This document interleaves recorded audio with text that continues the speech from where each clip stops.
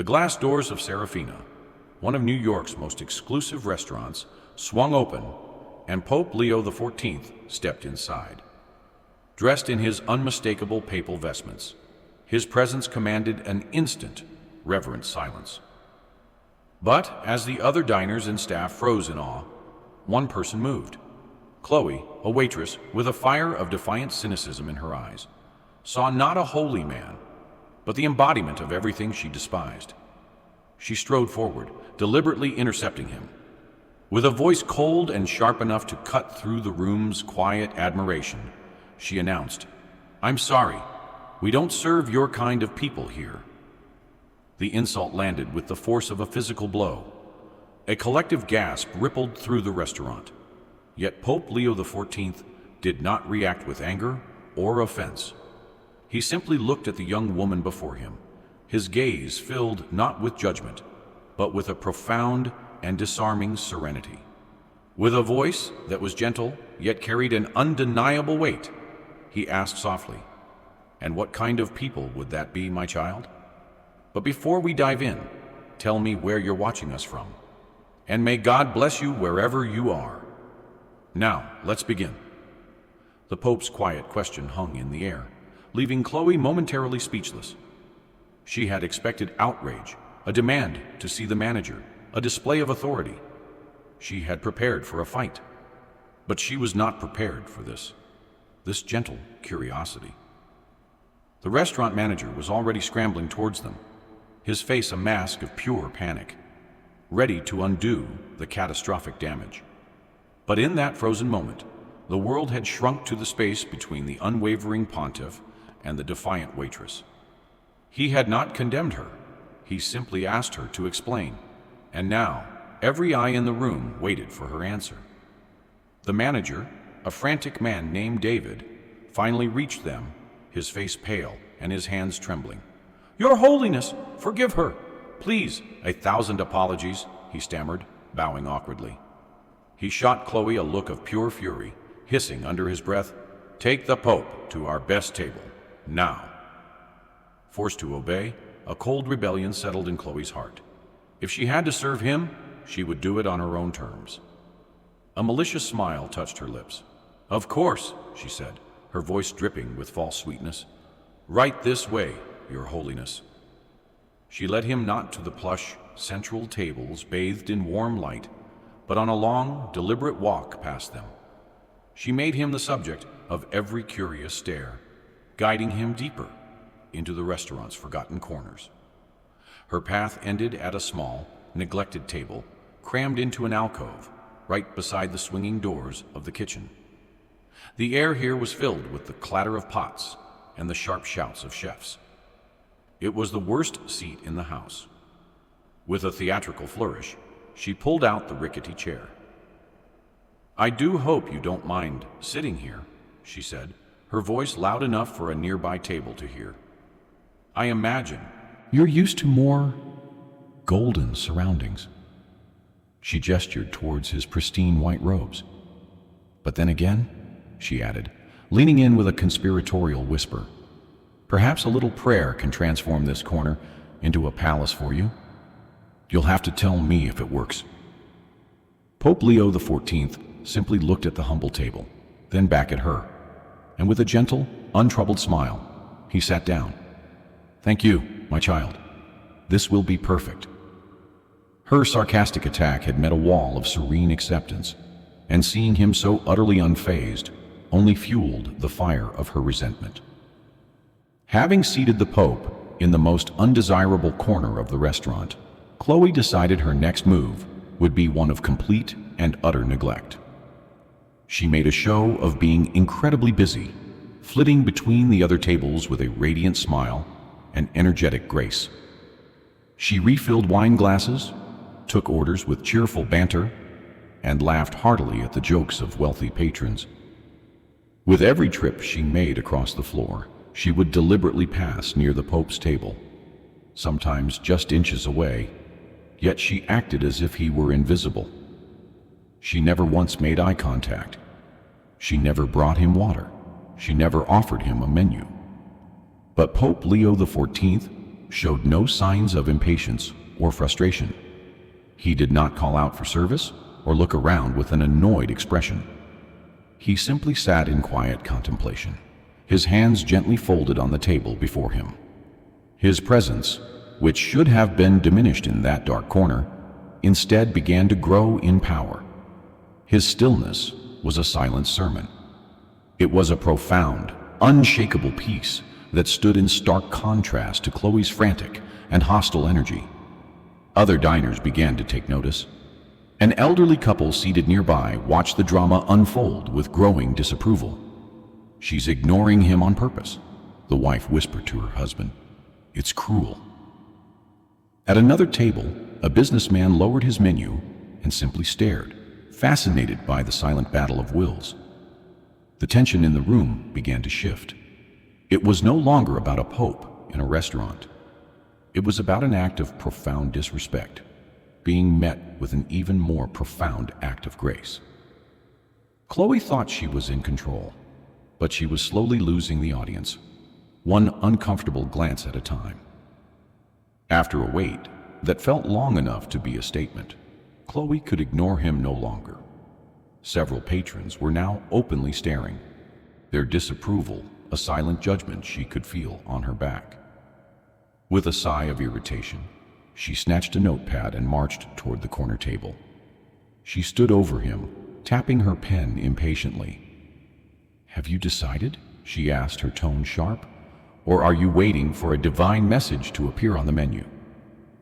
The Pope simply looked up from his quiet contemplation, his eyes forgiving the rudeness. "I will have the risotto, please," he said, his voice as calm as a tranquil sea. When the dish was ready, Chloe carried it from the kitchen. She approached his table not with the grace of a professional, but with the heavy steps of someone carrying a burden they resented. She placed the plate before him with a deliberate thud, a sound of finality and contempt that drew a few more glances. Leaning down, her face close to his, she smiled a cruel, knowing smile. "Here is your food," she whispered, her voice laced with venom. "Prepared by human hands, working in a hot kitchen without any divine help. I can assure you of that." It was her final, most direct challenge, a denial of his entire world. The Pope looked at the warm, steaming plate of risotto. He then lifted his gaze to meet her cold eyes, and a soft, genuine smile touched his lips. "Thank you, my child," he said warmly, "and I thank God for these human hands. The skill they possess is in itself a miracle." He picked up his fork, blessed the food with a silent prayer, and took his first bite, leaving Chloe standing there, her weapon of scorn having been masterfully transformed into an affirmation of faith. Just as Chloe turned away, feeling a bitter sting of defeat at the Pope's unshakable calm, a man emerged from a private office at the back of the restaurant. He was Marco, the owner of Seraphina, a man whose warmth and passion were infused into every corner of his establishment. He paused, sensing an unusual tension in the dining room, his eyes scanning the faces of his guests. Then he saw him. Tucked away in the darkest corner, at the most neglected table, was a figure he would recognize anywhere. Marco's face went white. For a moment, he seemed frozen, his mind refusing to believe what his eyes were seeing. Then, a wave of pure, unadulterated joy washed over him. He moved, not with the careful steps of a restaurateur, but with the hurried, clumsy gait of a man running to greet a long-lost brother. He rushed past the astonished diners, his focus entirely on the man in white. He reached the table, and throwing all protocol to the wind, he grasped the Pope's hands. "Giovanni!" he cried out, his voice thick with emotion, using the Pope's birth name. "My old friend, what are you doing here?" The entire restaurant fell into a deafening silence. Every diner, every staff member, stared in stunned disbelief. Chloe, who had been watching from the service station, felt the blood drain from her face. Giovanni? Her boss knew this man? Marco, suddenly remembering where he was and who he was speaking to, quickly bowed his head, his joy now mixed with reverence. "Your Holiness," he corrected himself, his voice trembling, "forgive me. It is an indescribable honor to have you here." The revelation struck the room like a bolt of lightning. The quiet man who had been subjected to such open contempt was not just any priest. He was the Pope, and he was the childhood friend of the man who owned the very ground Chloe stood on. She stood paralyzed, her world collapsing in on itself with each beat of the silent, watching Rome. Marco's joy curdled into confusion, and then into a slow, dawning horror. His eyes, for the first time, truly registered the scene. His oldest friend, the Pope, seated at a wobbly table meant for overflow, next to the clattering chaos of the kitchen. He saw the single, lonely glass of water, and the ghost of a sneer still lingering on Chloe's face. He looked from the Pope's serene expression to Chloe's terrified one. And in that instant, he understood everything. The warmth vanished from his face, replaced by a look of such profound disappointment that it was more terrifying than any shout could ever be. There was a storm of fury in his silence. He opened his mouth to speak, and it was clear that the words about to come out would end Chloe's career on the spot. But before he could utter a single word, the Pope gently placed a hand on his arm. Marco fell silent, turning to look at his friend. "Marco, my friend," the Pope said, his voice a soft but firm anchor in the tense room. "Anger does not erase anger." He then turned his gaze from his heartbroken friend to the trembling waitress. Chloe stood frozen, trapped in the spotlight of the entire restaurant's attention. She looked like a cornered animal, expecting the final blow. But the blow never came. The Pope's eyes held no condemnation, only a deep, penetrating empathy. His voice, when he spoke, was not a weapon, but a key, seeking to unlock the reason for her pain.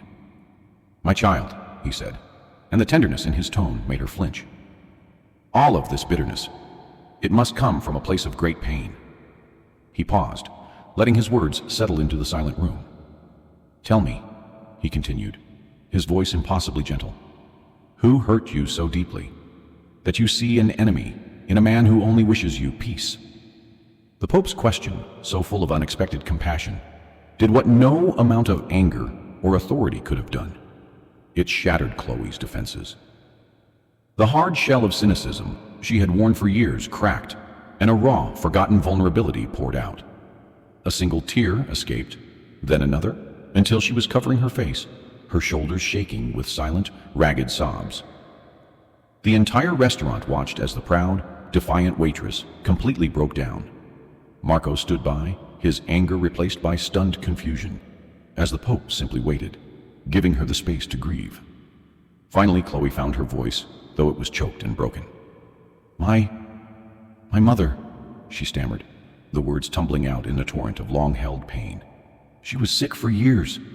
The church told us to pray, to have faith.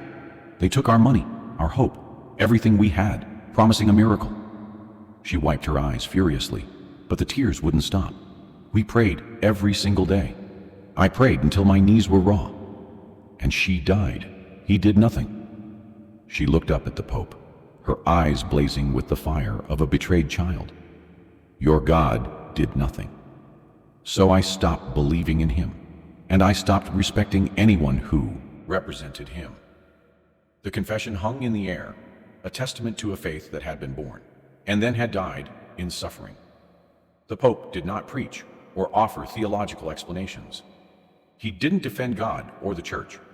Instead, he listened, and in his eyes Chloe saw not a pontiff, but a fellow human being who understood pain. When she finished, he spoke softly. "My child, it is not God you have lost faith in, but in the fallible men who promise miracles they cannot deliver. Your anger is not with him, it is with the injustice of your loss." He leaned forward slightly. "God does not promise a life without pain. He promises to be with us in our pain." He offered no easy answers, only a shared sense of humanity. He offered her forgiveness, not on behalf of the church, but as one person to another, for the heavy burden of hatred she had carried for so long. Marco looked from the Pope's compassionate face to Chloe's tear-streaked one, his own expression a mixture of residual anger and astonishment. He took a deep breath, his duty as a manager warring with the lesson unfolding before him. He opened his mouth, ready to dismiss her, but Pope Leo the Fourteenth raised a hand gently. "Marco," he said, his voice soft but clear, "it is easy to punish a mistake. It is a much greater act of faith to forgive one." He then turned his serene gaze back to Chloe, who was standing frozen, awaiting her sentence. "She has been punished enough by her own heart." Then the Pope did something that no one in the restaurant could have ever anticipated. He gestured to the empty chair at his small table. "Chloe, my child," he said, his voice imbued with a quiet invitation, "please sit with us." Chloe stared, her eyes wide with disbelief. Sit with them? After everything she had done and said? It seemed impossible. But the Pope's expression was one of genuine welcome, leaving no room for doubt. Hesitantly, as if in a dream, she pulled out the chair and slowly sat down opposite him. The Pope then caught Marco's eye and smiled. "My friend, I believe the three of us should share a dessert. A tiramisu, perhaps, to remind us that even after bitterness, there can be sweetness." Marco, humbled and deeply moved, simply nodded and went to place the order himself. For the next few minutes, the three of them sat together at that humble corner table. The Pope spoke not of religion, but of his childhood with Marco, of their shared struggles and simple joys. He treated Chloe not as a sinner in need of saving, but as a person in need of kindness. The story ends there, not with a dramatic conversion, but with a quiet, profound act of grace. The true strength of faith, Pope Leo the Fourteenth showed the world that night, is not measured in grand cathedrals or loud sermons. It is measured in the quiet moments of human connection, in the capacity to answer hatred with love, to meet judgment with empathy, and to find a shared table for even those who believe they are our enemies. He left not just a generous tip, but a lesson that would nourish the soul of everyone at Seraphina long after the meal was over.